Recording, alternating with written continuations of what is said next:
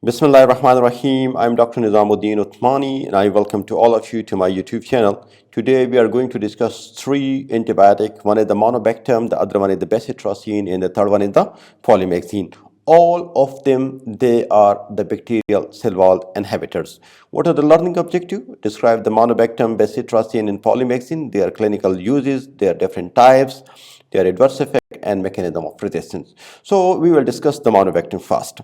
So monobactam means there is only one beta-lactam ring in its structure. That's why it's called the monobactam, and it has got only one drug, one antibiotic, what we call it the Aztreonam. Aztreonam is the only drug in this group. It has got a single beta-lactam ring in its structure. So nice to meet you. we call it as a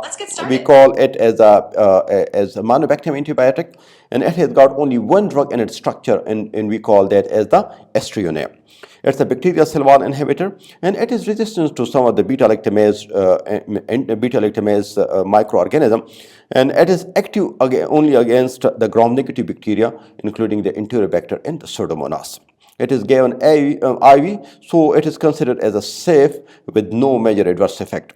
It is the best alternative for those patients who are allergic to penicillin and cephalosporin. Though it is not routinely in use, but it can be used as a safe alternative for those patients who are allergic to penicillin and cephalosporin. This is not Aztreonam. This is basically the Aztreonam. This is the Aztreonam. This is a spelling mistake, so this is the Aztreonam. The second antibiotic is the Polymaxin. Polymaxin, again, it's a bacterial cell wall inhibitor, and it is usually used topically in the form of Polyfax and other ointment. It is used topically. It causes bacterial cell wall destruction. It causes a detergent-like effect. It disrupts the bacterial cell wall phospholipid, disrupt the normal cell wall of the bacteria. It's make it leak, and there is leakage of the intracellular material. The outside fluid come inside the cell, and it causes the destruction of the bacteria. It causes the concentration dependent killing, and it is active against the gram-negative bacteria, including the Pseudomonas, the E. coli, Klebsiella, and Enterobacter. So it is usually used against the gram-negative bacteria. Remember, the Polyfax and other combination, they usually add the Bacitracin, the Polymaxin B, and the neomycin, which is a combination of the drugs for the gram-negative, like Polymaxin, from the gram-positive, like Bacitracin, and as an antifungal, like neomycin. So they combine all of them as a combination, which is used for the dirty type of wounds and infected type of wound. Polymaxin has got two types. One is called the Polymaxin B and Polymaxin E. We routinely use the Polymaxin B. It is used topically for the skin and eye infection. Eye ke Polyfax ointment be available, skin ke be available, and we are routinely using along with the Bacitracin and neomycin. The second drug in this group is the Bacitracin. Again, the Bacitracin is bacterial cell wall inhibitors. It inhibits that peptidoglycan, and thus it inhibits the bacterial cell wall. It can be used again topically along with the neomycin and along with the Polymaxin for the skin and superficial infection.